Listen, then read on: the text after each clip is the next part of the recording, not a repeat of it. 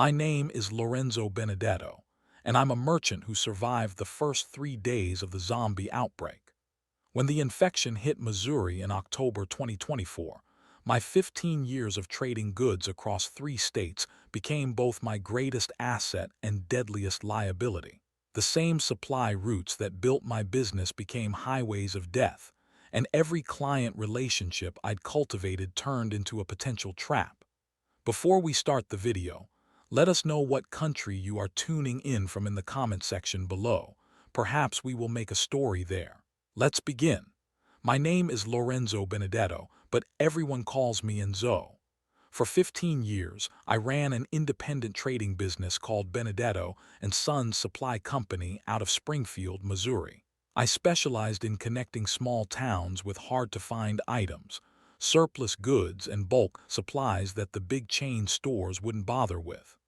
My territory covered 3 states, and I knew every back road, every family business, and every warehouse manager from Kansas City to Little Rock. My father started this business with nothing but a beat-up pickup truck and a promise to deliver what people needed when they needed it. He built relationships one handshake at a time, and when he passed the business to me, he left me more than just a company. He left me a network of trust that stretched across the heartland of America. My father used to say that in tough times, whoever controls the supplies controls everything. I thought he meant business competition, beating out the other guys for contracts and customers. I had no idea how literally true that would become, or how quickly everything I'd built would turn into both my salvation and my nightmare. On Tuesday morning, October 15th, 2024, I was loading my delivery truck for what I thought would be just another routine run.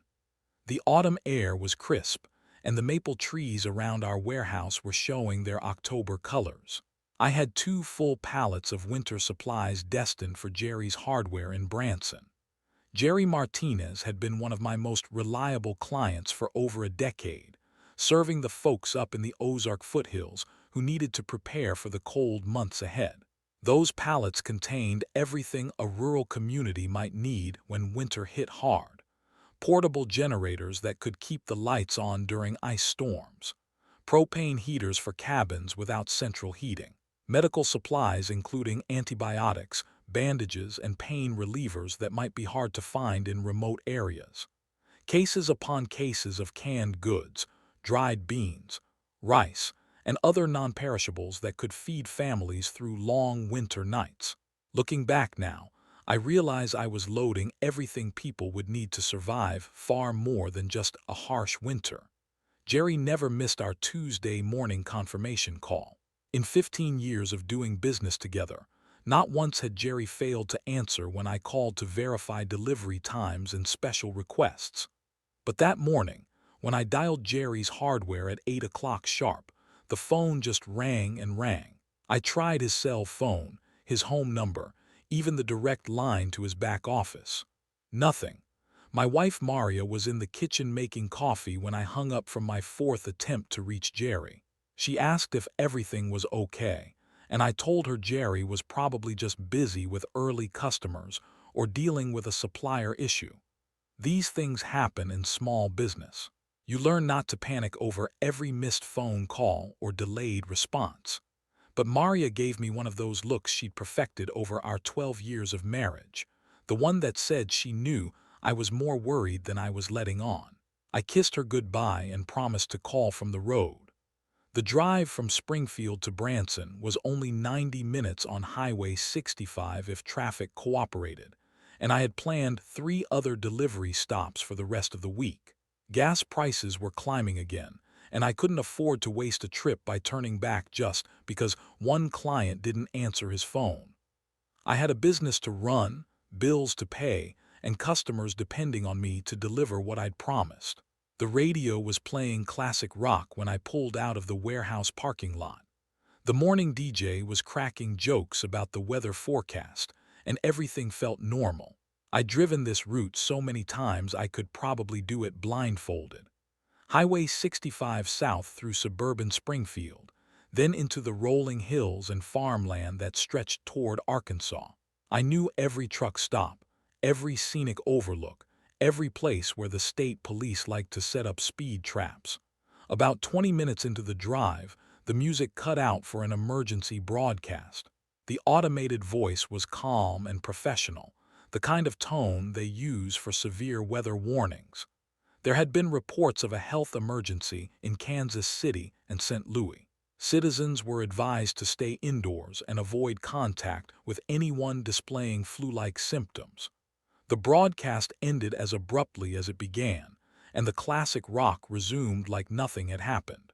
I'd heard similar warnings before during the bird flu scares, the swine flu panic, and every other health crisis that had cycled through the news over the past decade. The media loved to whip people into a frenzy over every new strain of whatever virus was making headlines that week. I figured this was just another case of 24-hour news channels needing something to talk about. The government health officials would hold their press conferences, recommend people wash their hands more often, maybe suggest getting flu shots, and life would go back to normal within a few days. But the emergency broadcasts kept interrupting the music. Every 15 minutes, then every 10 minutes, then every few songs. Each announcement was slightly different, slightly more urgent. Avoid large gatherings. Report unusual symptoms to local authorities immediately. Do not attempt to assist anyone displaying signs of aggressive behavior. That last part struck me as odd. Since when did the flu make people aggressive? The traffic on Highway 65 was lighter than usual for a Tuesday morning. I passed several cars pulled over on the shoulder with their hazard lights flashing, but no obvious signs of mechanical problems. Their drivers were standing beside their vehicles, talking on cell phones with animated gestures that suggested frustration or fear. One man was pacing back and forth beside his sedan, waving his free hand in the air like he was arguing with whoever was on the other end of the call. I tried calling Maria to let her know I was making good time, but my call wouldn't go through. The phone showed full signal strength, but every attempt to connect ended with a busy signal or that annoying recording about all circuits being busy. Cell towers must be overloaded, I thought. Probably everyone trying to call their families after hearing those emergency broadcasts on the radio. By the time I reached the outskirts of Republic, about 45 minutes into my drive, the emergency broadcasts had taken over completely. No more classic rock, no more morning DJ banter. Just that same calm, professional voice repeating variations of the same warnings every few minutes. The health emergency had spread to Jefferson City, Columbia, and several smaller communities throughout central Missouri. Military personnel were being deployed to assist local law enforcement.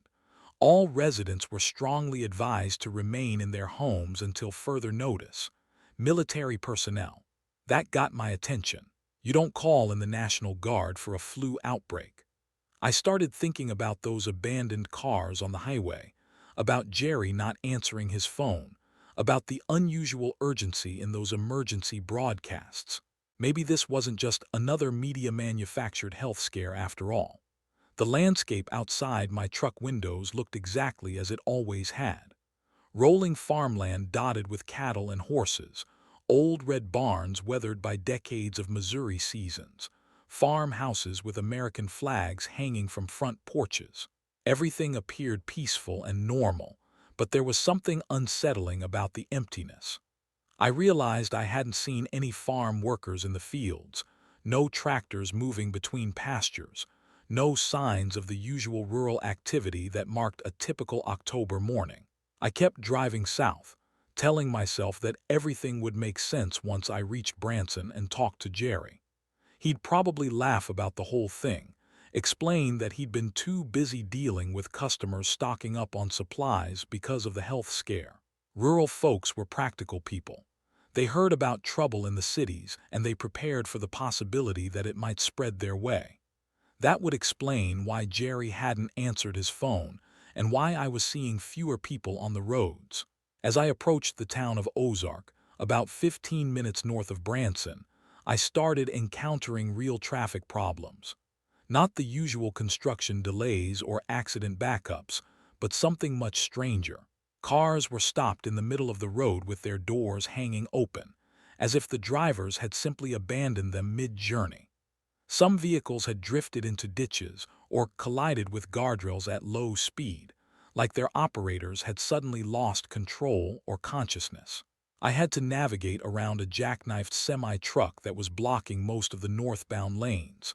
The cab was empty, the driver's door wide open, but the trailer looked intact. No signs of a collision or mechanical failure. It was as if the driver had simply vanished in the middle of making a routine delivery, just like I was doing. When I reached the Ozark town limits at 1:45 that afternoon, I knew something was seriously wrong. I'd been delivering goods to Ozark businesses for years, and I'd never seen the town this quiet. The main street that usually bustled with afternoon shoppers and local business was completely deserted. The McDonald's parking lot, which normally had at least a few cars even during slow periods, was empty except for one overturned shopping cart rolling slowly across the asphalt in the breeze. Every storefront looked closed, but not in the normal way businesses close for lunch or early weekday afternoons. Windows were dark, but many of the doors were standing open. Paper and debris were scattered across sidewalks like there had been some kind of disturbance. At the Walmart on the edge of town, the parking lot was filled with abandoned shopping carts, some overturned, others loaded with groceries that their owners had apparently left behind. I pulled into the parking lot of a gas station to try calling Maria again and to see if I could get any information from the clerk inside. The station appeared to be open. The lights were on, and the electronic price signs were still displaying current fuel costs. But when I walked up to the front door, I found it propped open by a case of motor oil. The interior was empty, the cash register drawer hanging open, and there was no attendant anywhere in sight. Behind the counter, a small television was still playing, tuned to a local news station. The anchor looked shaken, reading from notes that she kept shuffling nervously in her hands. She was reporting that the health emergency had spread to dozens of Missouri communities, with particularly severe outbreaks in areas connected by major highways and transportation routes. She mentioned Highway 65 specifically, the same route I was traveling, as one of several corridors where the situation was deteriorating rapidly. The news report cut to shaky handheld footage that looked like it had been filmed from someone's cell phone. The image quality was poor and the camera work was erratic, but I could make out what appeared to be people running down a city street. Some of the figures moved normally, like you'd expect from people fleeing danger, but others moved differently, with an odd, shambling gait that looked both urgent and unsteady. The footage was too brief and chaotic for me to understand exactly what was happening, but the fear in the news anchor's voice was unmistakable. I grabbed a bottle of water from the cooler and left some money on the counter, even though there was no one there to take it. My father had taught me that maintaining your integrity during difficult times was what separated good businessmen from opportunists and thieves. Even in strange circumstances, you pay for what you take and treat other people's property with respect. Back in my truck, I tried calling several of my regular clients in the Branson area. None of the calls went through. I tried reaching my supplier contacts in Kansas City and St. Louis, thinking they might have more information about what was happening. Every number I dialed either went straight to voicemail or generated that same busy signal that indicated overloaded phone systems. The radio had gone completely silent except for periodic emergency broadcasts that were now coming every few minutes. The tone of the announcements was becoming more urgent, more specific. Citizens were advised to avoid Highway 65, Interstate 44, and several other major routes due to what officials were calling public safety incidents. Anyone with medical training was asked to report to the nearest hospital or emergency facility immediately. All businesses except essential services were ordered to close until further notice. I sat in that empty gas station parking lot for probably 10 minutes, trying to decide what to do next. Every instinct told me to turn around and head back to Springfield, back to Maria and the safety of familiar surroundings. But I had commitments to honor, customers depending on me, and a truck full of supplies that people needed. Jerry's Hardware was only 15 minutes away, and once I completed that delivery, I could head home and wait for this crisis to blow over.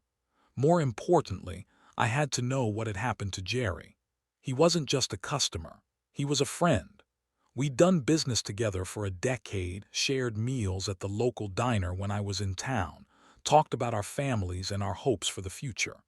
If Jerry was in trouble, if he needed help, then I had an obligation to do whatever I could. That's how business relationships work in small communities. You take care of each other, especially during difficult times. I pulled back onto Highway 65 and continued south toward Branson, passing more abandoned vehicles and disturbing signs of some kind of mass exodus or panic. But I also started noticing other things that made me think about my father's old warnings about staying alert during deliveries.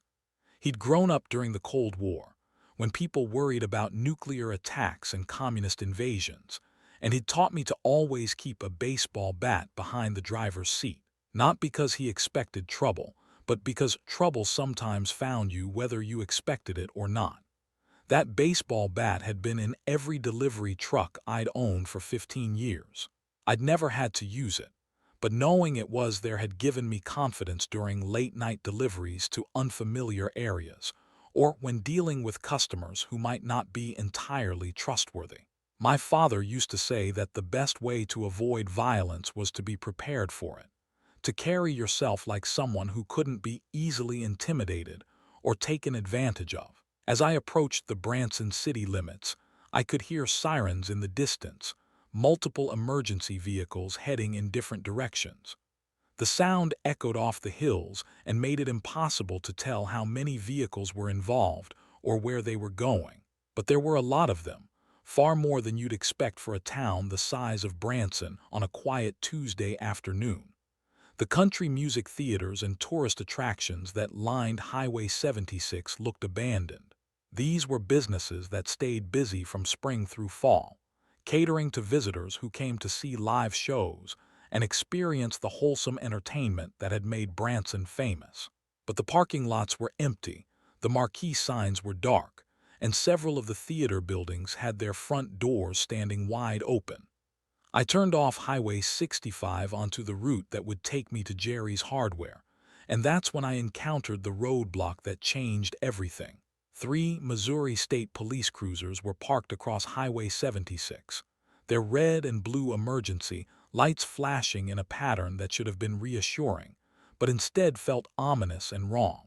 The cars were positioned like they were meant to stop all traffic from proceeding further into town, but there were no officers visible anywhere around the vehicles. I slowed my delivery truck and stopped about 50 yards from the police cars, trying to figure out what was happening. The cruisers looked abandoned, just like all the other vehicles I'd been seeing throughout my drive. Their doors were hanging open, and I could see that the windshield of the nearest car had a spider web crack pattern like something heavy had hit it from the outside. There were dark stains smeared across the glass that I didn't want to think too hard about. I sat there for several minutes, engine idling, trying to decide what to do. The smart thing would be to turn around and head back to Springfield immediately. Whatever was happening in Branson was clearly more serious than a simple health emergency, and I had no business getting involved in something I didn't understand. But Jerry's Hardware was less than a mile beyond that roadblock, and I needed to know what had happened to my friend and customer. I pulled my truck to the shoulder of the road and reached behind my seat for the baseball bat my father had insisted I carry. The weight of it in my hands was familiar and somehow comforting, even though I'd never imagined I might actually need to use it. I climbed out of the truck and started walking toward the police cars, calling out to see if any officers were nearby or if anyone could explain what was happening. The October air carried sounds from the direction of downtown Branson that I couldn't quite identify. There was shouting, but not the normal sounds of people calling to each other or conducting business. These were different kinds of voices, desperate and frightened, mixed with other noises that reminded me of animals rather than human beings. The sounds echoed off the buildings and hills, making it impossible to tell how far away they were or exactly what was causing them. As I approached the nearest police cruiser, I noticed more details that made the hair on the back of my neck stand up. The car's radio was still crackling with dispatcher communications, but the voices sounded panicked and professional discipline was breaking down. Officers were reporting situations they didn't seem to understand, requesting backup for incidents they couldn't clearly describe, and asking for instructions that weren't coming. That's when I saw her. She came stumbling out from behind one of the police cars, wearing what had once been the uniform of a theater usher from one of Branson's famous country music venues. The outfit was torn and stained, and she moved with a strange, unsteady gait that immediately told me something was very wrong with her condition. Her face was pale gray, the color of old concrete, and there was dried blood caked around her mouth and down the front of her uniform. But it was her eyes that made me realize this wasn't just someone who was sick or injured. Her eyes were completely empty of anything I recognized as human consciousness or emotion. No fear, no pain, no awareness of her surroundings. Just a vacant, hungry stare that locked onto me the moment I stepped into her line of sight. She moved toward me with purpose, but without the coordination you'd expect from a healthy person. Her movements were jerky and unnatural, like someone whose body didn't quite belong to them anymore. But she was fast, much faster than someone in her apparent condition should have been able to move. And as she got closer, I could hear sounds coming from her throat that weren't quite words and weren't quite human. That's when more of them started emerging from behind buildings, from inside the abandoned police cars, from doorways and alleys I hadn't noticed before. All of them had that same pale gray skin, that same dried blood around their mouths, and those same empty, hungry eyes that seemed to see me not as a person but as something else entirely. I turned and ran back toward my truck as fast as I could, hearing footsteps behind me that were getting closer despite my head start. The baseball bat was still in my hand, but every instinct told me that whatever was wrong with these people, violence wasn't going to solve it. This wasn't a business negotiation or a customer dispute that I could resolve with the right words and the right approach. This was something else entirely, something that my 15 years of experience as a merchant had never prepared me to handle. And as I reached my truck and threw myself into the driver's seat, I realized that everything I thought I knew about my business, my customers, and my community was about to change in ways I couldn't yet imagine. I slammed my truck into reverse and floored the accelerator, gravel spraying from under my tires as I backed away from those police cruisers and the people who weren't quite people anymore. In my side mirrors, I could see more of them emerging from buildings and side streets, all moving with that same unnatural coordination toward where my truck had been parked.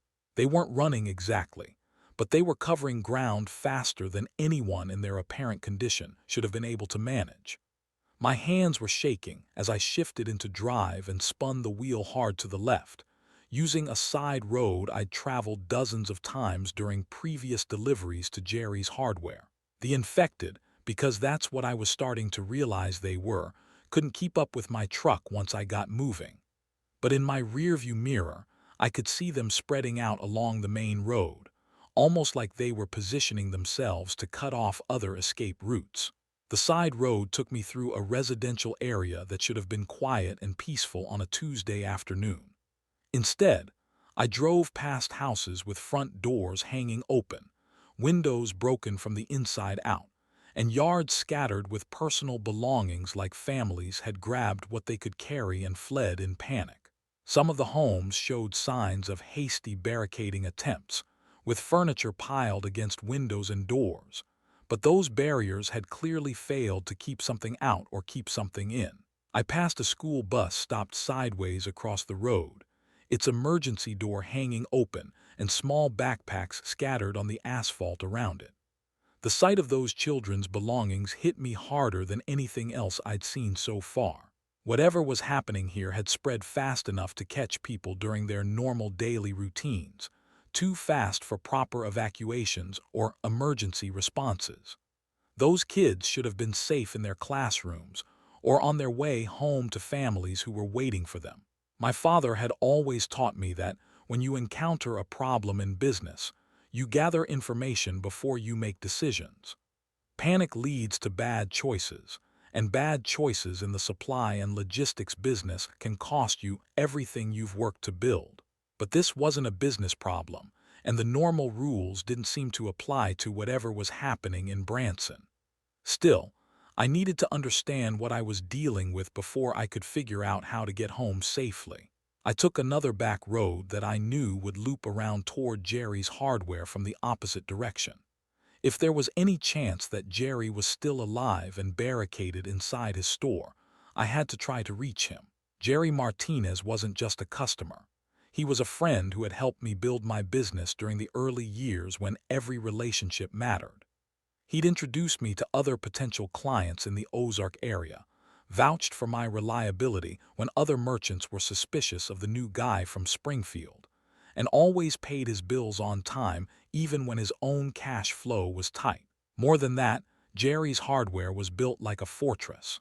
The building had been constructed in the 1950s as a farm equipment dealership, with thick concrete walls and heavy steel doors designed to secure expensive machinery. Jerry had reinforced those security features over the years, adding better locks, security cameras, and even steel mesh over the windows after a break-in attempt about 5 years ago. If anyone could have survived whatever had happened to the rest of Branson, it would be Jerry and his reinforced hardware store. The approach to Jerry's store from the backside required driving through an industrial area where I'd made deliveries to several other businesses over the years. The metal fabrication shop where I'd delivered raw materials was dark and silent, its loading dock doors standing open with no sign of the workers who should have been finishing their afternoon shift. The auto parts warehouse that I'd supplied with inventory had vehicles scattered around its parking lot in random positions, some with their doors open and engines still running. But it was the silence that bothered me most. These were businesses that generated noise during normal operations, the sounds of productivity and commerce that had always been reassuring to hear during my delivery rounds. Machinery running, people talking, trucks moving, radios playing. The absence of all those familiar sounds made the area feel abandoned and dangerous, like stepping into a place where human activity had suddenly and recently ceased. Jerry's hardware came into view as I turned the final corner, and my heart sank immediately. The building itself looked intact, which gave me a moment of hope, but the front of the store told a different story. The main entrance that Jerry had been so proud of securing had been completely destroyed. Not broken or damaged, but destroyed, like something with tremendous force had torn through steel doors and reinforced frames. I parked my truck in the alley behind the store and sat there for several minutes, trying to work up the courage to go inside and see what had happened to my friend. The rear loading dock, where I'd made dozens of deliveries over the years, looked normal from the outside. Jerry's pickup truck was still parked in its usual spot, and the employee entrance appeared to be undisturbed. But I could see debris scattered around the front of the building, and there were dark stains on the concrete that I didn't want to examine too closely. My father used to tell me that in dangerous situations, information was more valuable than courage. A smart businessman learns as much as possible about a problem before he commits resources to solving it. But sometimes you reach a point where you have to act on incomplete information, where waiting for certainty means missing your opportunity to help someone who's counting on you. I grabbed my baseball bat and walked toward the employee entrance, calling Jerry's name softly as I approached. The door was unlocked, which wasn't unusual since Jerry often left it open during business hours for deliveries and employee access. But as I pushed it open and stepped inside, the smell that hit me told me immediately that something terrible had happened here. The back office and storage area looked like a tornado had gone through them. Inventory was scattered everywhere, shelving units were overturned, and Jerry's desk was flipped upside down with papers and office supplies covering the floor. But there were no bodies, no signs of Jerry or his employees, just evidence of a violent struggle that had ended with everyone disappearing. I made my way carefully toward the front of the store, stepping over broken merchandise and trying to avoid making noise that might attract attention from outside.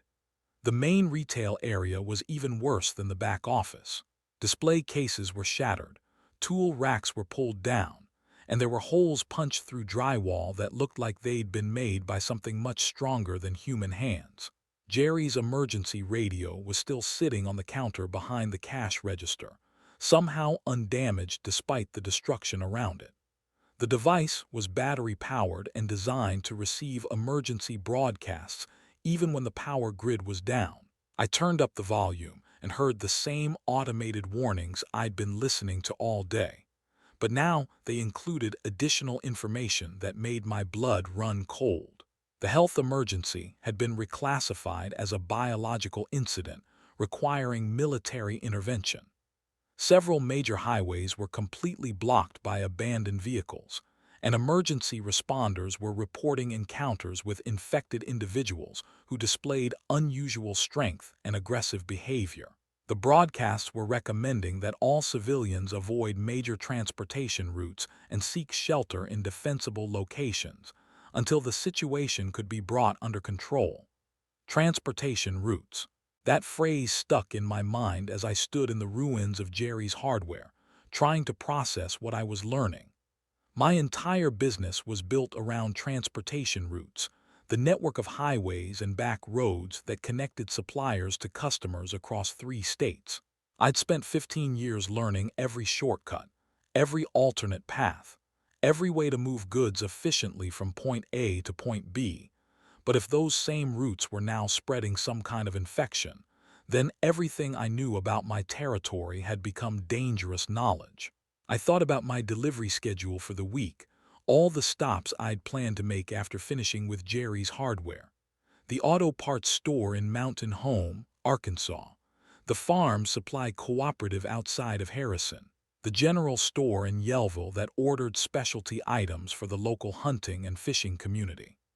Every one of those businesses was connected to the highway system that was apparently helping to spread whatever was turning people into those empty-eyed, blood-stained creatures I'd encountered at the police roadblock. The radio crackled with a new announcement, this one from what sounded like a military officer rather than the civilian emergency management officials who'd been making the previous broadcasts. Military personnel were establishing secure zones in Jefferson City, Springfield, Little Rock, and several other regional centers. Civilians were advised to make their way to these locations using secondary roads and avoiding any areas where they encountered abandoned vehicles or signs of civil disturbance. Springfield was mentioned as one of the secure zones, which meant Maria might be safe if she'd stayed home, as I'd asked her to do.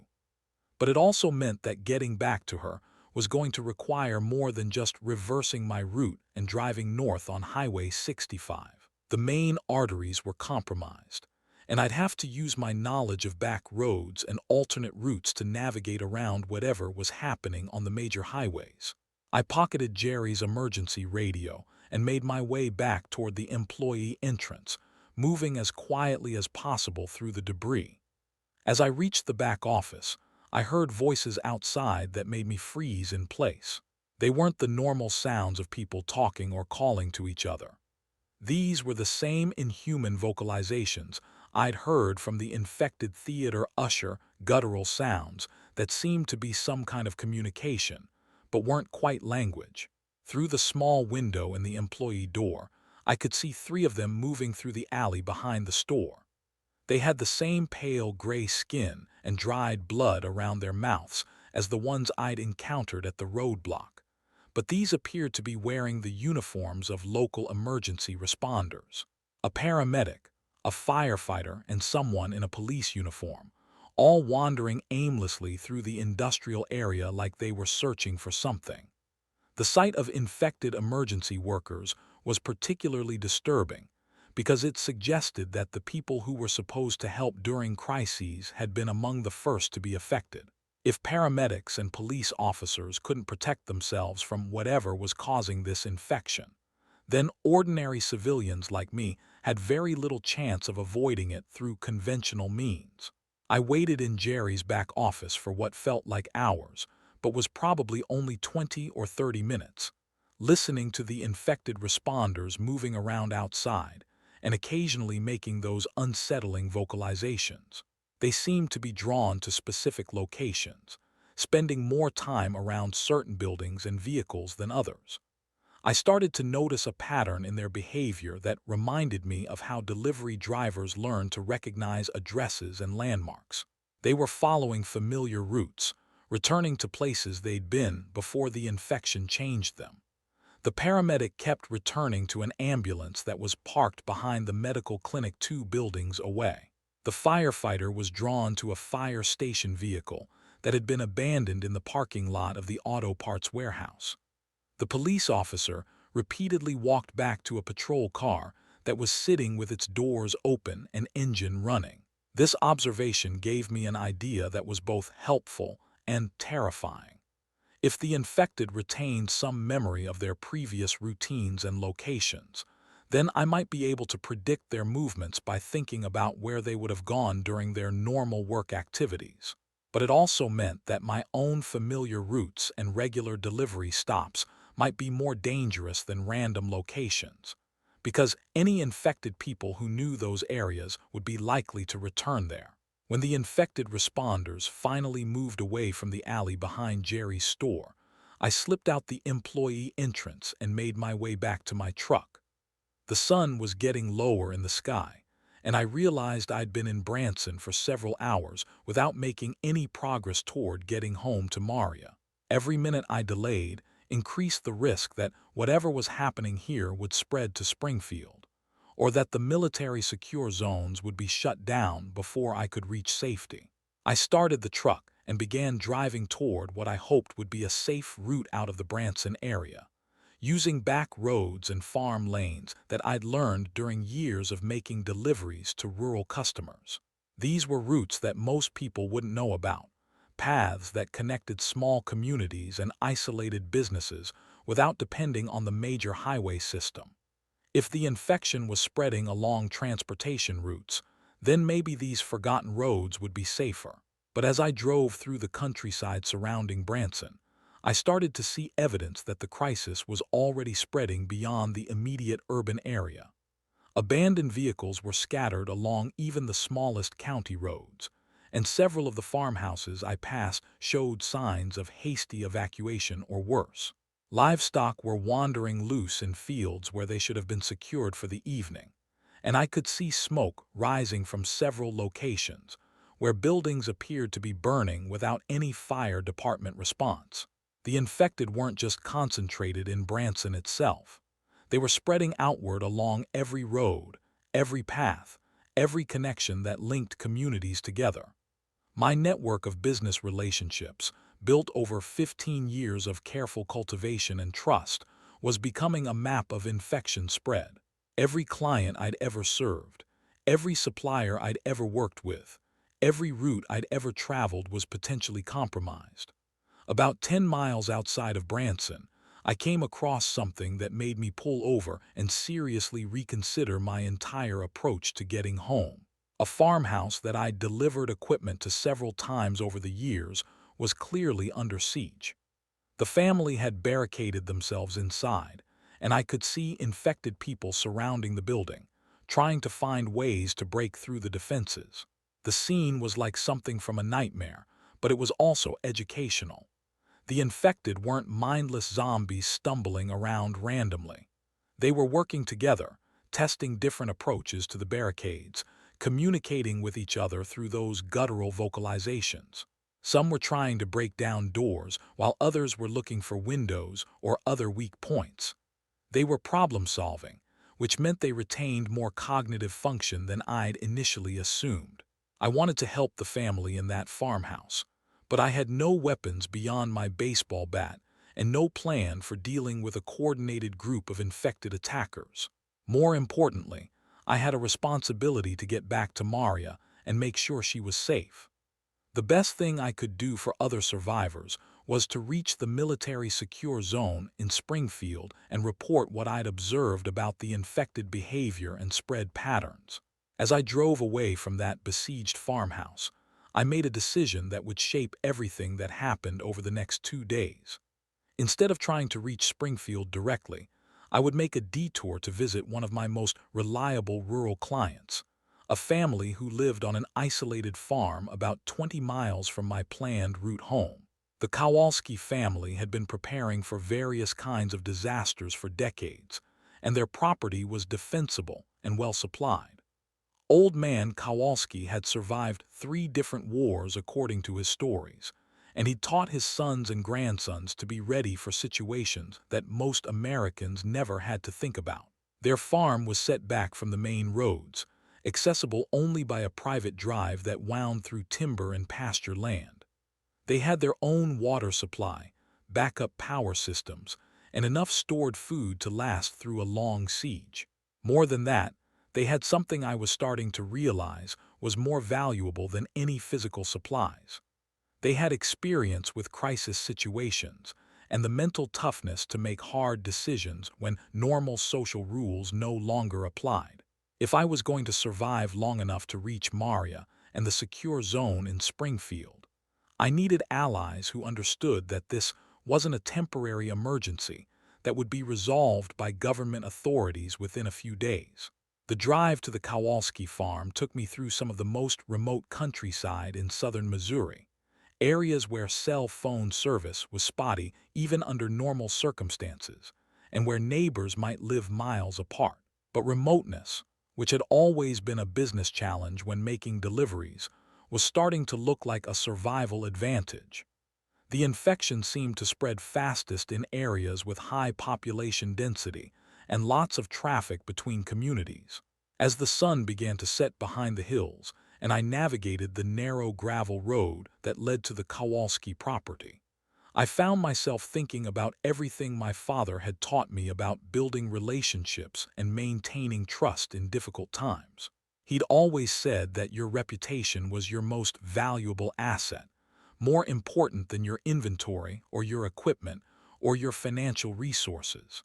But he'd also taught me something else that was becoming more relevant with each mile I drove. In Poland, my grandfather survived 3 different wars, he used to tell me, and he always said the same thing. When society collapses, old relationships are your only real currency. The people who know you, trust you, and have reasons to help you are the difference between survival and becoming another casualty.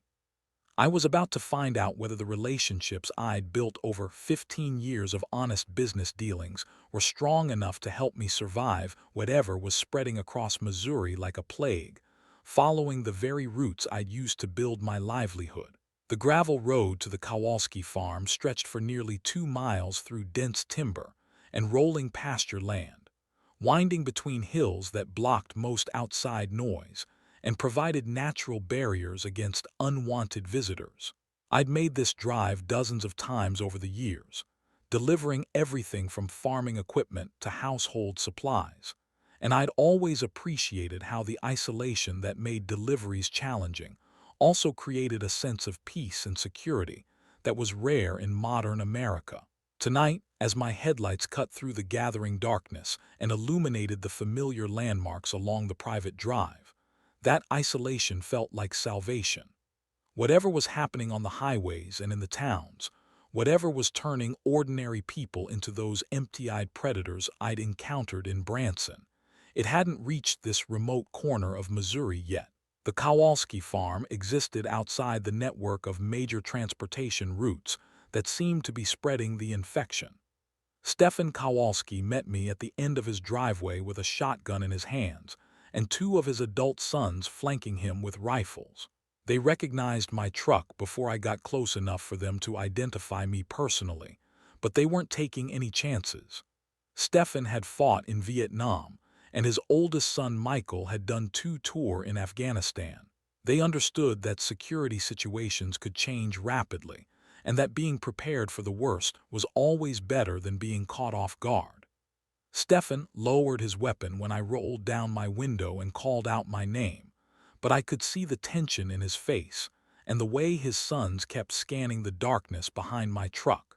They'd heard the emergency broadcasts, maybe seen some of the reports on television before the signals started getting disrupted.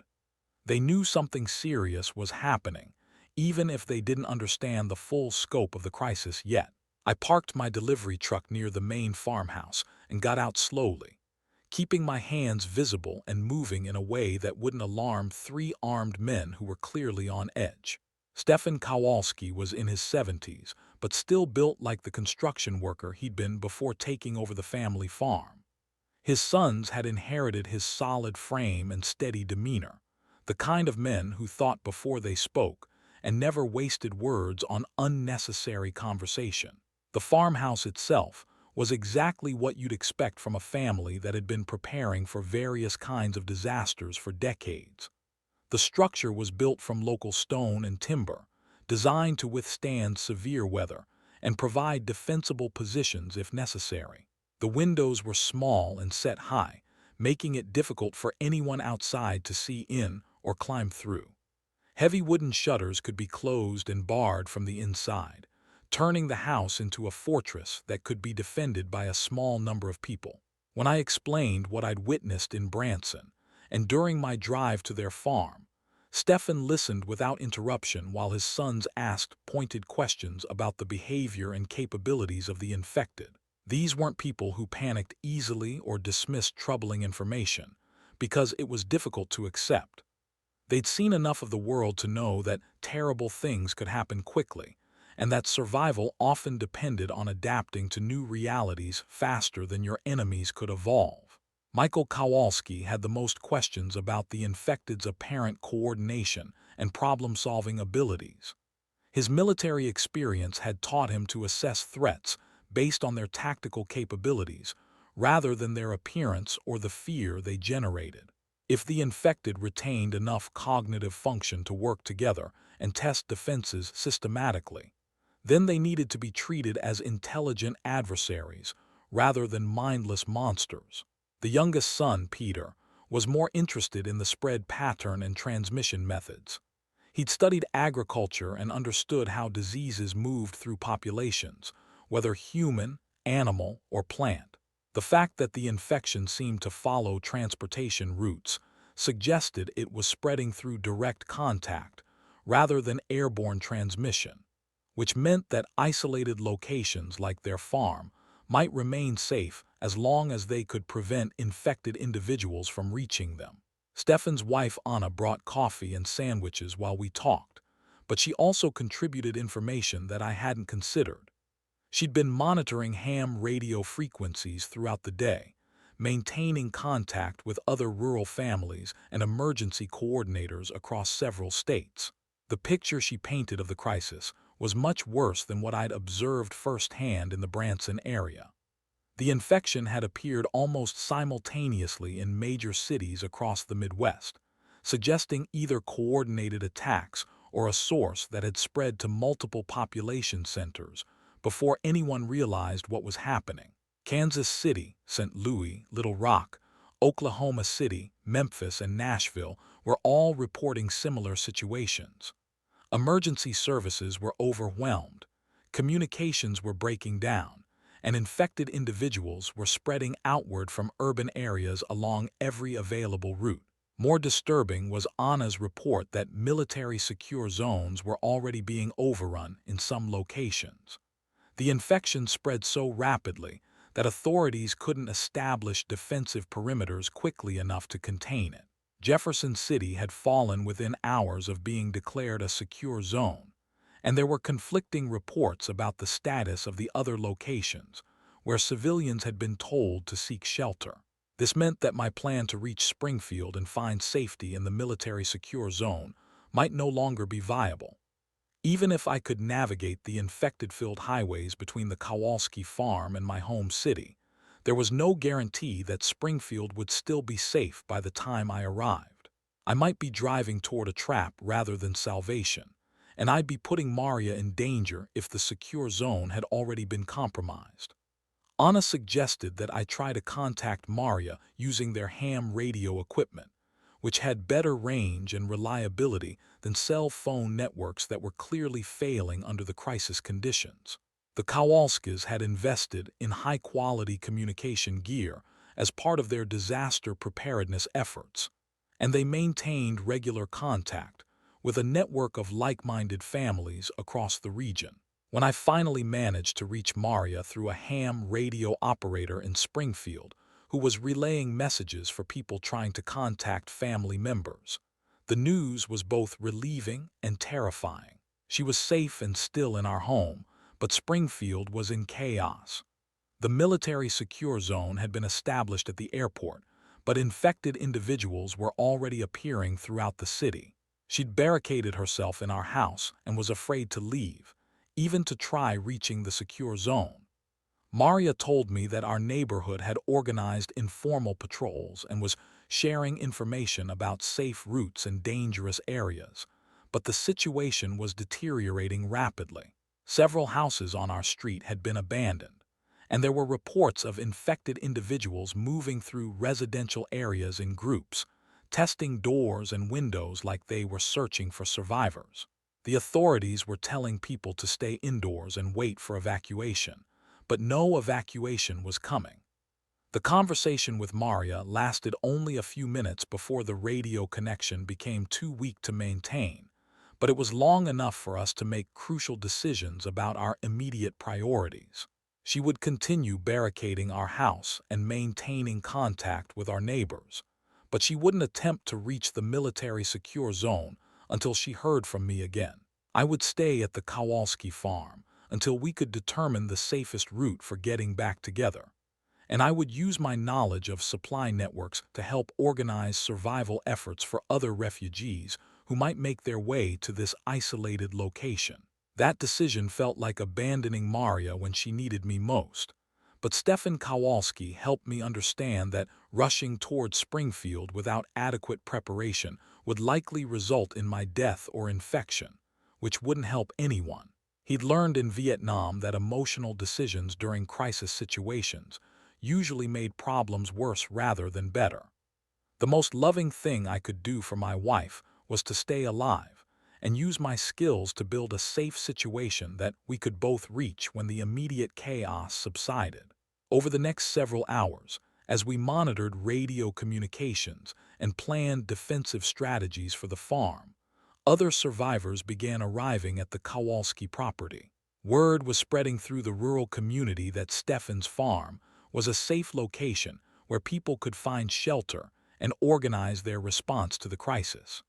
Most of these newcomers were neighbors from nearby farms or people who had fled from small towns as the infection spread outward from the cities. Each new arrival brought additional information about the scope and nature of the crisis we were facing. A family from Forsyth reported that their town had been completely overrun within hours of the first infected individuals appearing.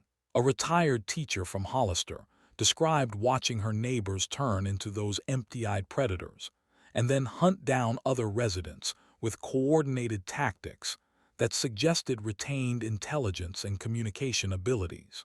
But the most disturbing report came from a trucker who had been making deliveries along my usual routes when the crisis began. He'd witnessed infected individuals at several of my regular stops, including locations where I'd planned to make deliveries later in the week. They weren't randomly distributed throughout the area. They were concentrated at businesses and warehouses that were part of the supply network I'd spent 15 years developing.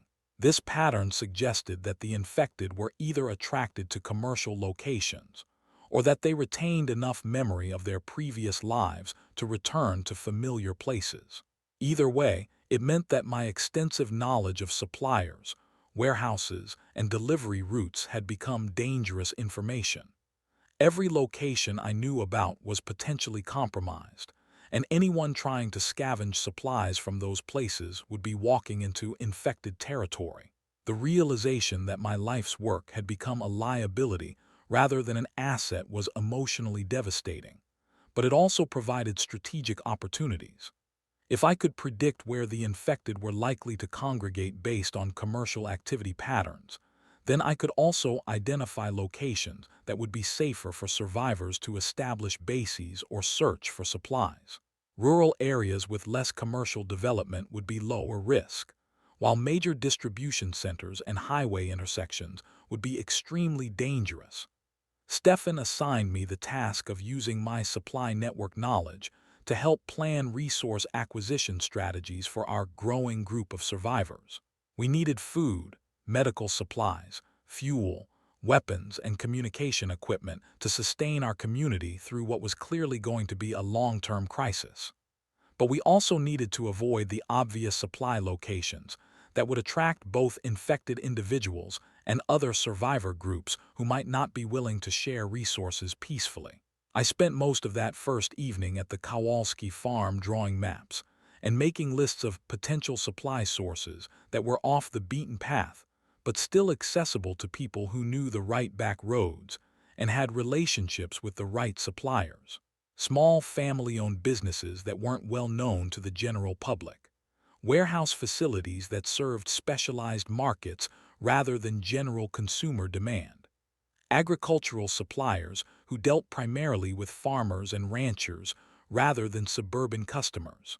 My father's old contacts were particularly valuable for this planning process. He'd built relationships with suppliers and distributors who had been in business for decades, family operations that prioritized long-term relationships over short-term profits. These were people who understood that loyalty and trust were more important than competitive pricing, and who might be willing to work with survivors even under crisis conditions. But as I worked on these plans and listened to the reports from other survivors, I began to understand that we were facing a challenge much larger than simply acquiring enough supplies to wait out a temporary emergency. The infection was spreading too rapidly and affecting too many critical systems for this to be resolved by military intervention or government recovery efforts. We weren't dealing with a disaster that would be cleaned up and repaired within weeks or months. This was a collapse of the social and economic systems that had supported modern American life. The supply chains that brought food from farms to grocery stores, the transportation networks that moved goods from manufacturers to retailers, the communication systems that coordinated everything from banking to emergency services. All of these interdependent systems were breaking down simultaneously. Even if the infection could be stopped or contained, rebuilding would take years or decades. Anna Kowalski seemed to understand this reality better than most of the other survivors who had gathered at their farm. She'd grown up during the Cold War, when people routinely planned for the possibility that civilization might end suddenly and completely. Her approach to the current crisis was based on the assumption that we were on our own indefinitely, that no outside help was coming, and that survival would depend on our ability to rebuild essential systems from scratch, using whatever resources we could scavenge or produce ourselves. Late that evening, as we organized sleeping arrangements for the growing number of refugees who had sought shelter at the farm, Stefan pulled me aside for a private conversation about leadership responsibilities and long-term planning. He was in his 70s and realistic about his limitations during an extended survival situation. His sons were capable fighters and organizers, but they lacked experience with the kinds of logistics and supply chain management that would be essential for sustaining a larger community. My 15 years of experience as an independent merchant had given me skills that were directly applicable to the challenges we were facing. I understood how to identify reliable suppliers, negotiate fair exchanges, organize efficient distribution systems, and maintain the relationships that made complex trade networks possible. Those same skills would be essential for building alliances between survivor groups and establishing the economic foundation that any successful community would need. Stefan was asking me to consider staying at the farm permanently rather than trying to return to Springfield and reunite with Maria. He believed that my knowledge and abilities would be wasted if I went back to a city that was likely to fall completely within days or weeks. The rural areas would be where civilization survived and eventually rebuilt, and communities like theirs would need experienced leaders who understood how to organize resource acquisition and distribution. The request put me in an impossible position. Every instinct told me to get back to Maria as quickly as possible, to protect my wife and try to preserve our life together. But Stefan's argument made sense from a purely logical perspective. If Springfield was already compromised and getting worse every day, then attempting to reach Maria might result in both of our deaths without accomplishing anything useful. The most rational strategy might be to help establish a secure community that she could eventually reach when travel became safer. I told Stefan that I needed time to think about his proposal, but I also explained my concerns about the infected following supply routes and commercial patterns. If they were attracted to or remembered locations associated with business activity, then even isolated farms like his might not remain safe indefinitely. We needed to understand more about their behavior and capabilities before making long-term commitments to any particular location or strategy. That night, as I tried to sleep in the Kowalski farmhouse, surrounded by other survivors who were facing the same impossible choices between family loyalty and community survival, I listened to the ham radio communications that continued throughout the darkness. Reports were coming in from across the region about cities falling, military units being overrun, and survivor groups being forced to abandon locations they'd thought were secure.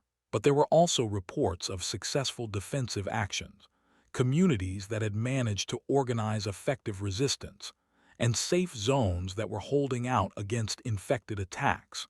The pattern that emerged from these communications was both encouraging and sobering. Small, well-organized groups with good leadership and adequate supplies could survive and even thrive. But larger communities and centralized authorities were failing because they couldn't adapt quickly enough to the new realities. The infection wasn't just changing individual people. It was forcing a complete transformation of how human society organized itself for survival. The old systems based on centralized authority, specialized roles, and complex supply chains were too vulnerable to this kind of rapid, comprehensive disruption. Success would belong to communities that could become self-sufficient quickly and maintain security without depending on outside support. As I drifted off to sleep, I found myself thinking about something my father had told me years ago about his own father's experiences during World War II in Poland. When the Germans invaded and then the Russians occupied the country, the people who survived weren't necessarily the strongest or the smartest or the best armed. They were the ones who could adapt their thinking and their methods fastest, who could build new relationships and new systems when the old ones were destroyed. My grandfather had survived 3 different wars, according to family stories, and he'd always said the same thing about crisis situations. When society collapses, old relationships are your only real currency. The people who know you, trust you, and have reasons to help you are the difference between survival and becoming another casualty. But building those relationships and maintaining that trust requires making sacrifices and honoring commitments, even when doing so seems to conflict with your immediate self-interest. I was beginning to understand that the choice between returning to Maria and staying to help build this survivor community might not be as simple as choosing between love and duty. It might be a choice between 2 different strategies for ensuring that both Maria and I had the best possible chance of surviving long enough to rebuild our lives together, in whatever world emerged from this crisis. I woke up the next morning to the sound of Stefan's youngest son, Peter, arguing with someone outside the farmhouse. Through the window, I could see him talking to a group of people I didn't recognize, about a dozen survivors who had arrived during the night and were demanding to be let onto the property. They looked tired and desperate, but they were also armed and clearly agitated about being kept waiting at the end of the driveway. Stefan was already awake and monitoring the situation through binoculars from an upstairs window. He explained that these newcomers claimed to be from Branson, refugees who had escaped when the city fell completely during the night. But something about their story didn't add up, and his military experience had taught him to be suspicious of groups that arrived with weapons drawn and demands rather than requests for help. The leader of the new group was a man who introduced himself as Captain Richards, claiming to be National Guard and asserting authority over all survivor activities in the region. He wanted an inventory of our supplies, a list of our defensive capabilities, and immediate integration of his people into our group under his command structure. Everything about his approach suggested that he saw the Kowalski farm as a resource to be acquired rather than a community to be joined. I watched the negotiations through the farmhouse window while helping Anna prepare breakfast for the survivors who had arrived over the past day. There were now nearly 30 people sheltering at the farm, including several families with children and elderly relatives who needed constant care. We were already straining the resources that the Kowalskis had accumulated over decades of preparation, and adding another dozen people would create serious sustainability problems. More concerning was the way Captain Richards' people were positioned around the farm buildings. They weren't acting like refugees seeking shelter. They were conducting what looked like a reconnaissance mission, identifying defensive positions, supply storage areas, and potential weak points in our security perimeter. Stefan's sons had noticed the same thing, and they were quietly moving to counter positions that would give them tactical advantages if the situation turned hostile. The conversation outside escalated when Stefan explained that the farm was already at capacity and that the new group would need to continue looking for alternative shelter. Captain Richards' response was to suggest that overcrowding could be solved by removing some of the less useful refugees, specifically the elderly and the families with young children who consumed resources without contributing proportionally to defensive capabilities. That statement revealed everything I needed to know about the kind of leader Captain Richards was and the kind of community he wanted to build. This wasn't someone who understood that survival required maintaining humanity and protecting the vulnerable. This was someone who saw crisis as an opportunity to impose his will on others and eliminate anyone who didn't serve his immediate tactical purposes. I made my way outside to join the conversation, introducing myself as the logistics coordinator for our group and explaining my background in supply chain management. Captain Richards immediately became more interested when he learned about my knowledge of regional suppliers and warehouse locations. He started asking detailed questions about inventory levels, transportation routes, and the defensive capabilities of various commercial facilities. His questions confirmed my growing suspicion that this group wasn't just looking for shelter. They were scouting for intelligence about supply sources and strategic locations that they could control or exploit. The way Richards talked about other survivor groups made it clear that he saw them as competitors for limited resources rather than potential allies in rebuilding civilization. When I mentioned that many of the commercial locations in our area were likely compromised by infected individuals, Richards dismissed my concerns with disturbing casualness. His group had developed tactics for clearing infected areas, he claimed, and casualties among his people were acceptable as long as they achieved their objectives. He spoke about the infected like they were a minor obstacle rather than intelligent adversaries who had already overrun military units and emergency responders. This attitude revealed a fundamental misunderstanding of what we were facing. Richards was still thinking in terms of conventional military operations, where superior firepower and aggressive tactics could overcome most obstacles.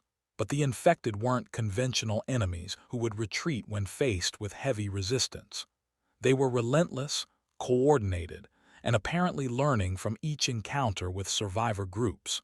Stefan ended the negotiation by politely, but firmly explaining that the farm couldn't accommodate Richard's group, and suggesting several alternative locations where they might find shelter. Richard's response was to give us until sunset to reconsider our position, implying that he might take what he wanted by force if we weren't willing to share voluntarily. As his group withdrew to a position about half a mile down the road, it became clear that we were facing our first serious threat from other survivors rather than the infected. The rest of that morning was spent preparing for what looked like an inevitable confrontation. Stefan and his sons had enough military experience to organize effective defensive positions, but we were outnumbered and outgunned by Richard's group. More importantly, we had civilians to protect, including children and elderly people who couldn't participate in combat and would be vulnerable if shooting started. I found myself thinking about the supply cache locations that my father had taught me about years ago, emergency stockpiles that had been established during the Cold War and maintained by families who understood that government help might not always be available. My father had been part of an informal network of merchants and suppliers who shared information about hidden resources that could be accessed during extreme emergencies. These caches were scattered throughout rural Missouri, hidden in locations that most people would never think to search. Abandoned farm buildings, forgotten storage facilities, even buried containers that had been placed by people who understood that surviving societal collapse might require resources that couldn't be stored in obvious places. My father had made me memorize the locations of several caches within 50 miles of our current position, but he'd also made me promise never to reveal them unless our family's survival depended on it. The current situation with Richard's group felt like exactly the kind of emergency that would justify accessing those hidden supplies. If we could relocate our entire community to a more defensible position with better resources, we might be able to avoid a fight that would likely result in casualties on both sides. But moving 30 people, including families with young children, would require careful planning and probably multiple trips with vehicles that might attract attention from both infected individuals and hostile survivor groups. I discussed the cache option with Stefan during a private conversation, while his sons maintained watch on Richard's position. Stefan was interested in the possibility, but concerned about the risks involved in moving such a large group through territory that was increasingly dangerous. He'd been monitoring radio communications throughout the morning and receiving reports of infected activity, increasing along most of the major roads in our area. The pattern that was emerging from these radio reports was deeply troubling. The infected weren't just spreading randomly from the initial outbreak sites. They were following specific routes with apparent purpose, concentrating their activities around locations that had been important for commerce and transportation. Truck stops, distribution centers, major intersections, anywhere that goods and people had regularly moved through was becoming a focal point for infected activity. This meant that my father's supply caches, which had been positioned to be accessible during emergencies, might also be located in areas that would attract infected attention. The same factors that made these locations strategically valuable for surviving societal collapse, proximity to transportation routes and commercial centers, also made them dangerous in the current situation. Anna Kowalski had been monitoring ham radio frequencies and talking to other rural families about their experiences with both infected encounters and hostile survivor groups. The picture she painted was of rapidly deteriorating security throughout the region. Communities that had seemed secure just days ago were being overrun or abandoned, and the survivor groups that remained were becoming increasingly desperate and aggressive. Several of the families Anna had been in contact with reported encounters with groups similar to Richard's people, well-armed survivors who claimed military or law enforcement authority and demanded submission from smaller communities. These groups seemed to be following a strategy of consolidating resources and eliminating potential competitors, rather than building cooperative relationships with other survivors. The pattern suggested that we were seeing the emergence of warlord-style leadership among survivor communities, a development that my father had warned me about during his stories about post-war Europe. When central authority collapsed and local communities were left to fend for themselves, the people who seized power weren't necessarily the ones best qualified to lead during Reconstruction. They were often the ones most willing to use violence to impose their will on others. Richards represented exactly this kind of opportunistic leadership, someone who saw crisis as a chance to build personal power rather than serve community needs.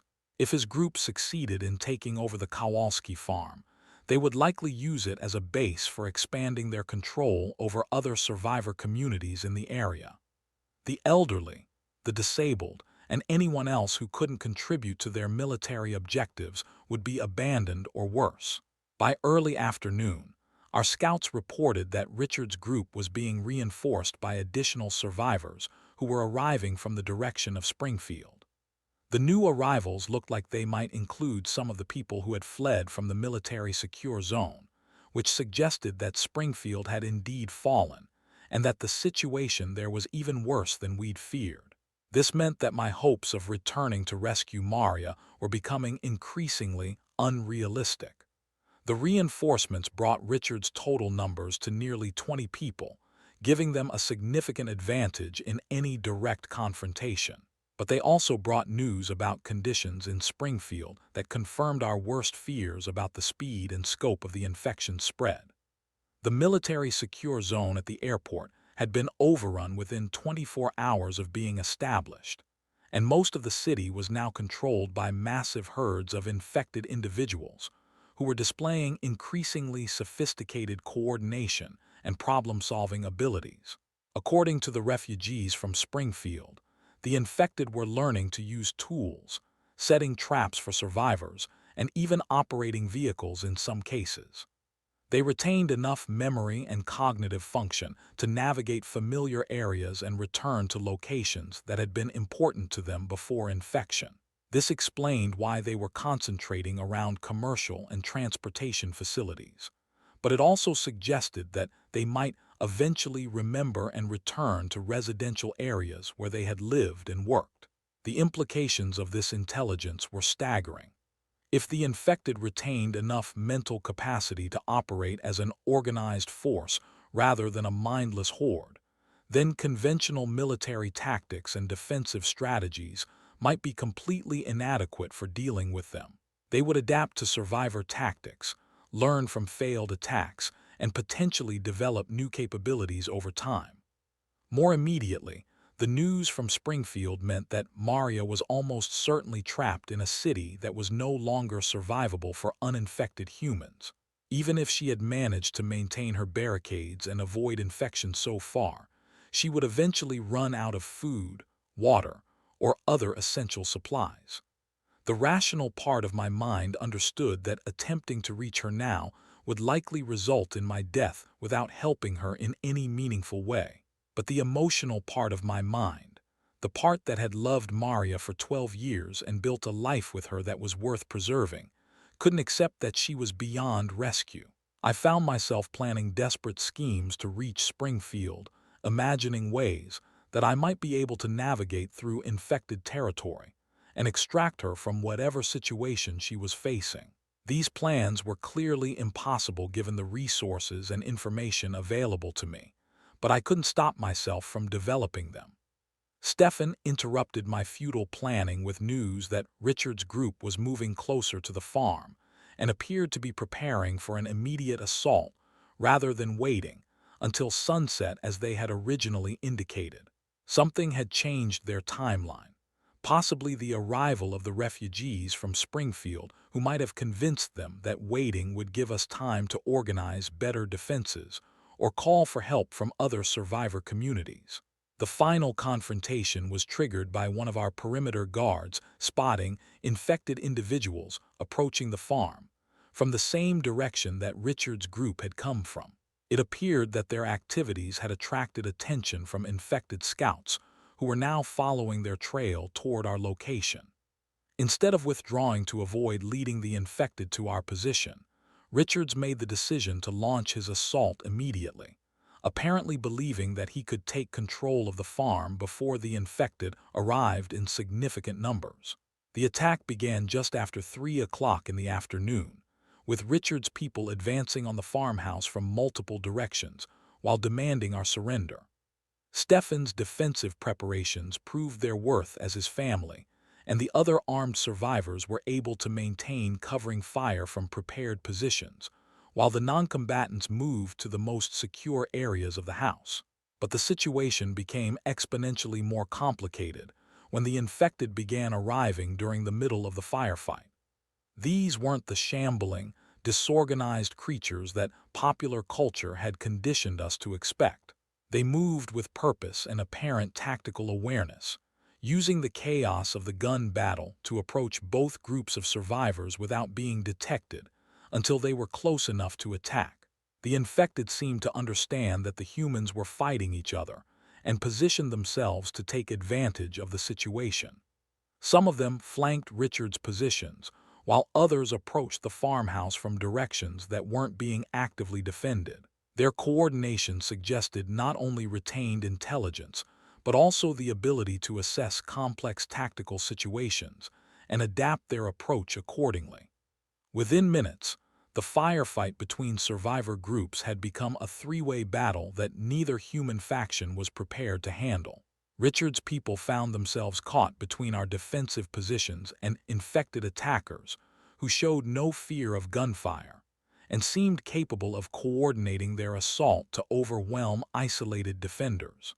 Several of Richard's group were pulled down and infected before they could retreat to more defensible positions.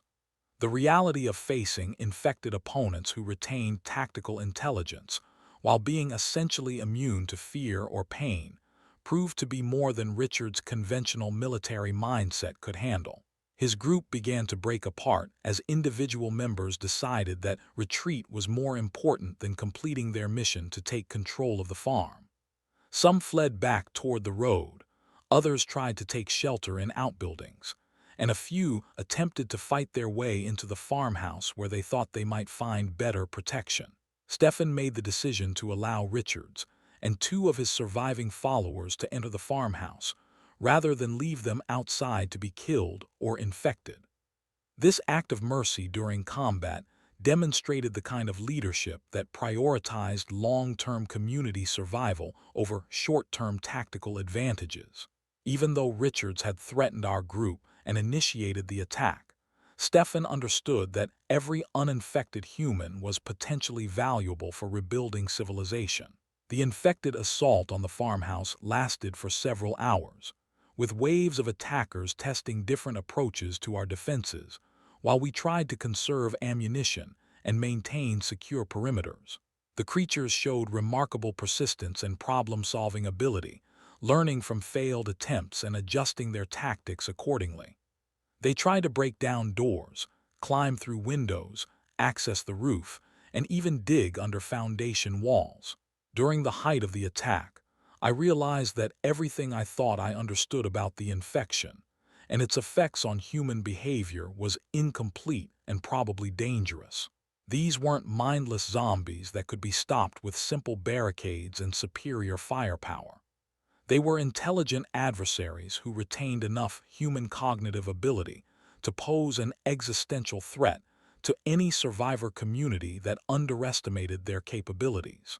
As darkness fell and the immediate assault finally ended, we found ourselves in control of the farmhouse, but surrounded by infected individuals who showed no signs of losing interest in our location.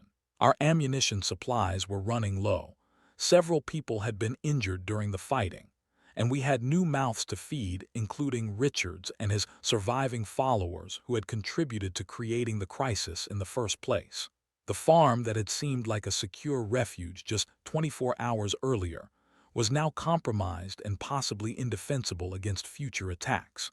We needed to make hard decisions about whether to attempt holding our current position, relocating to one of the supply cache locations my father had told me about, or abandoning the area entirely and searching for a more secure base of operations somewhere else. But first, we needed to survive the night and figure out how many infected were still surrounding our position, what their intentions might be, and whether they would eventually lose interest and move on to other targets or continue besieging us until our supplies ran out and our defenses failed. The infected didn't leave when darkness fell. Through the farmhouse windows, we could see them moving around the property in coordinated patterns that suggested they were maintaining a deliberate siege, rather than simply lingering in the area by chance. Some patrolled the perimeter while others tested our defenses at regular intervals, probing for weaknesses or changes in our security arrangements. Their behavior was so organized that Stefan began referring to them as an occupying force rather than a mindless horde. Captain Richards, who had been sullen and resentful since we'd allowed him into the farmhouse, became increasingly agitated as he watched the infected coordination through the barricaded windows. His conventional military training hadn't prepared him for enemies who combined human intelligence with inhuman persistence and immunity to normal psychological warfare tactics. The infected couldn't be intimidated, demoralized, or convinced to abandon their objectives through superior firepower or tactical positioning. Anna Kowalski continued monitoring ham radio communications throughout the night, and the reports she received painted a picture of rapidly expanding infected control throughout the region. Communities that had successfully defended against initial attacks were falling to subsequent assaults that showed evidence of learning from previous failures. The infected were adapting their tactics faster than survivor groups could develop effective countermeasures. One particularly disturbing report came from a group near Lebanon that described infected individuals using vehicles to ram through barricades before dismounting to attack on foot. Another community reported that infected attackers had cut their power lines and water supplies, suggesting not only tool use but strategic thinking about how to weaken defensive positions before launching direct assaults. These weren't random acts of violence but coordinated military-style operations. By dawn on the third day since I'd left Springfield for what should have been a routine delivery to Jerry's Hardware, it became clear that the Kowalski farm was no longer a viable long-term refuge. We were surrounded by intelligent enemies who showed no signs of losing interest in our location. Our ammunition supplies were critically low, and our food stocks couldn't sustain 30-plus people for more than a few more days even with strict rationing. Stefan called a meeting of the group's informal leadership to discuss our options. The choice came down to attempting to break out of the siege and relocate to a more defensible position, or trying to hold our current location until help arrived from outside the region. The problem with the second option was that all radio communications suggested there was no outside help coming, and that the infection had spread far beyond Missouri to encompass most of the continental United States. I finally revealed the information about my father's supply caches that I'd been keeping in reserve for exactly this kind of desperate situation. There were 3 locations within reasonable distance of the farm that contained stored supplies and were positioned to be defensible by small groups.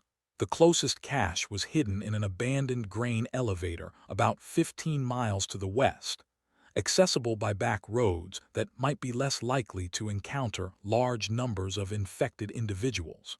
The grain elevator had been built during the 1940s and abandoned when agricultural consolidation made smaller facilities uneconomical. My father and several other merchants had converted the structure into an emergency supply depot during the Cold War, stocking it with non-perishable food, medical supplies, weapons, ammunition, and communication equipment. The concrete construction and limited access points made it naturally defensible, and its isolated location meant it was unlikely to attract attention from casual scavengers. Richards immediately demanded to know why I had concealed this information during our previous discussions about resource planning. His accusation of withholding vital intelligence from the group created tension among survivors who were already stressed by the siege and uncertain about leadership decisions. I explained that revealing the cache locations prematurely could have compromised their security if the information had been overheard by hostile groups or fallen into the wrong hands during earlier negotiations. Stefan supported my decision to keep the cache information confidential until it was needed, pointing out that operational security often required compartmentalizing sensitive information even within trusted groups. His military experience had taught him that the best way to protect valuable assets was to limit knowledge about them to people who had demonstrated both competence and loyalty under pressure. The plan we developed called for evacuating the farmhouse in stages, with small groups moving toward the grain elevator using different routes, while a rear guard maintained the appearance of normal activity to avoid alerting the infected to our departure. The evacuation would begin just after sunrise when the infected activity patterns suggested they might be less vigilant, and would continue throughout the day until everyone had reached the new location. But as we prepared to implement this plan, Peter Kowalski made an observation that changed everything about our understanding of the infected behavior patterns. He'd been monitoring their movements throughout the night and noticed that they seemed particularly interested in my delivery truck, spending more time investigating it than any other vehicle or structure on the property. Their behavior suggested they recognized it as significant rather than simply exploring it out of curiosity. This observation triggered a realization that made my blood run cold. The infected weren't just following transportation routes randomly.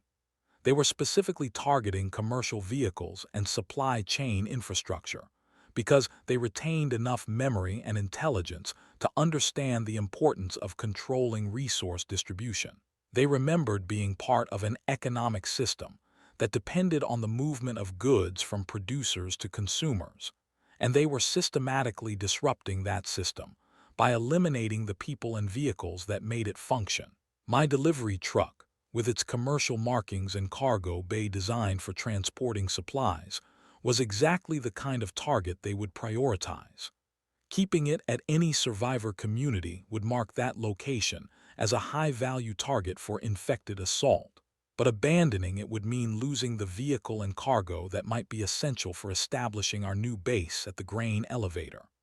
The cargo in my truck included generators, medical supplies, and non-perishable food that I'd been delivering to Jerry's Hardware, materials that would be invaluable for setting up a sustainable survivor community.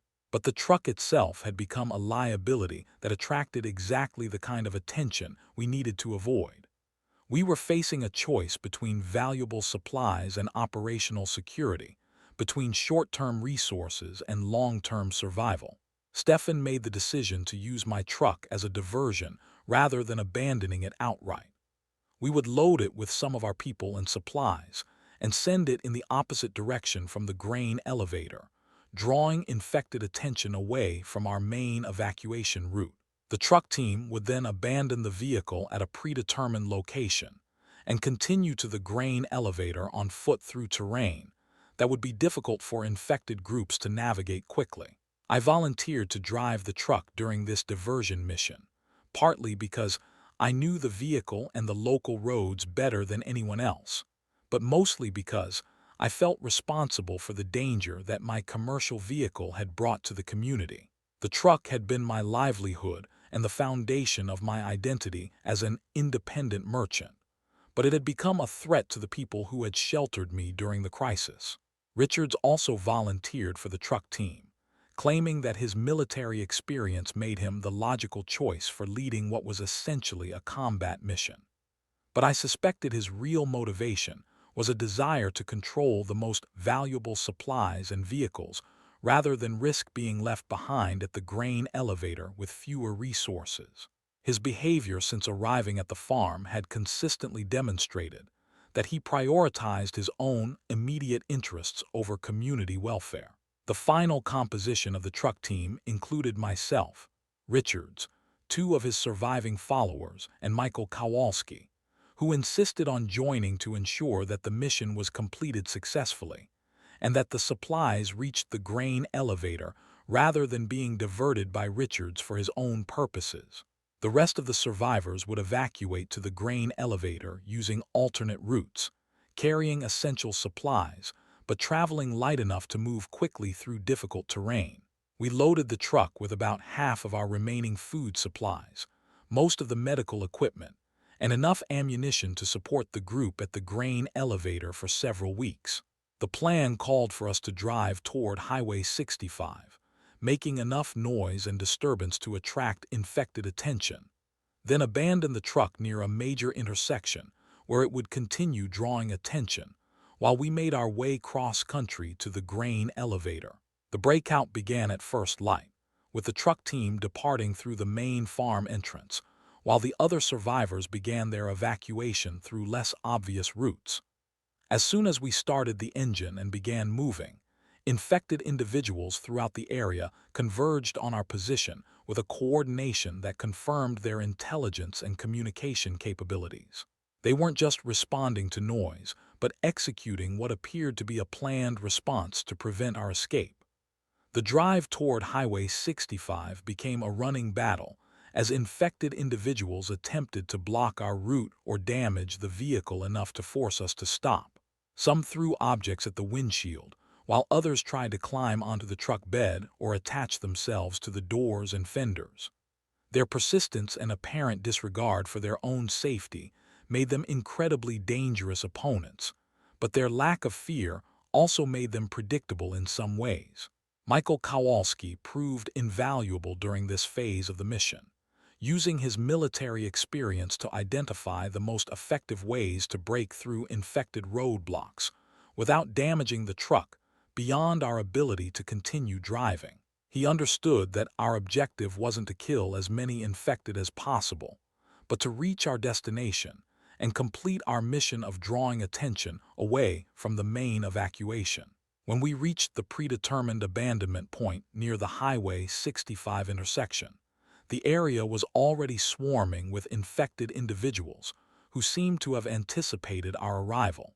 The concentration of infected activity around major transportation routes was even more intense than I'd observed during my initial encounter in Branson, suggesting that their control over these critical areas was becoming more organized and comprehensive.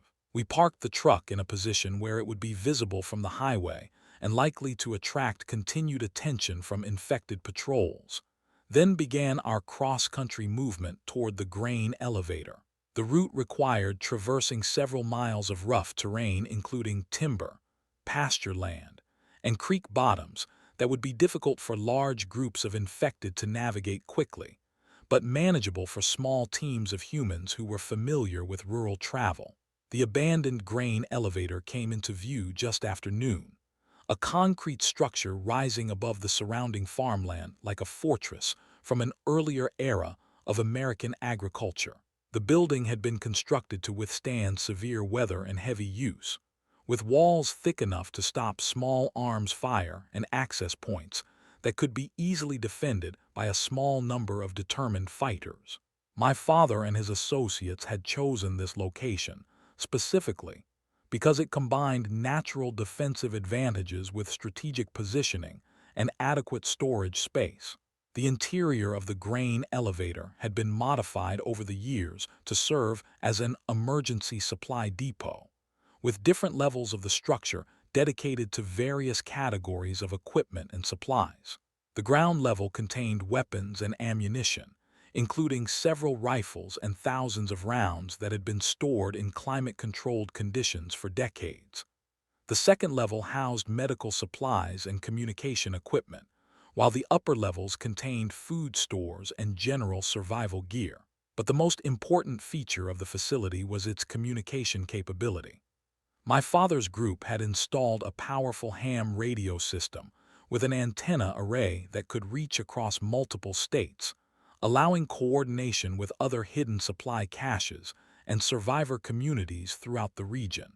This communication network had been maintained by an informal organization of merchants, farmers, and other independent-minded individuals who understood that government help might not always be available during crisis situations.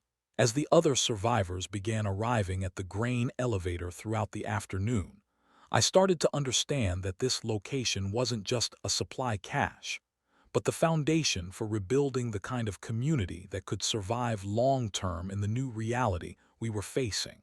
The supplies were important, but the real value was the knowledge and connections that came with access to my father's network of hidden resources and trusted relationships. Anna Kowalski immediately began establishing contact with other communities through the ham radio system, and the information she gathered painted a more complete picture of the crisis than we'd been able to develop from our isolated position at the farm. The infection had indeed spread across most of North America, but there were pockets of organized resistance that had managed to establish secure territories and maintain some level of technological capability. These survivor communities were beginning to coordinate their activities and share information about infected behavior patterns, effective defensive strategies, and resource acquisition techniques. Some had even begun launching offensive operations to reclaim territory from infected control, though with mixed results. The infected were proving to be adaptable opponents who learned from each encounter and modified their tactics accordingly. More importantly, the survivor communities were starting to rebuild economic relationships based on barter and trade rather than currency-based transactions. The skills I developed as an independent merchant were in high demand among groups that needed to establish supply lines and distribution networks without access to the commercial infrastructure that had supported the pre-crisis economy. Stefan Kowalski approached me that evening with a formal proposal that I take on the role of trade coordinator for a developing alliance of rural survivor communities. The position would involve using my knowledge of supply sources and transportation routes to establish barter relationships between groups that had different resources and capabilities. Some communities had agricultural surpluses but lacked manufactured goods, while others had access to medical supplies or technical equipment but needed food and basic materials. The proposal represented everything my father had taught me about the importance of building relationships and serving community needs, but it also meant accepting that my old life was gone forever. There would be no returning to Springfield to rescue Maria, no rebuilding my delivery business, no restoration of the comfortable middle-class existence that we'd worked so hard to create. The world that had supported those dreams and aspirations no longer existed. But as I stood in that grain elevator surrounded by survivors who were looking to me for leadership in rebuilding some form of civilization, I realized that my father's lessons about relationship building and community service had prepared me for exactly this situation.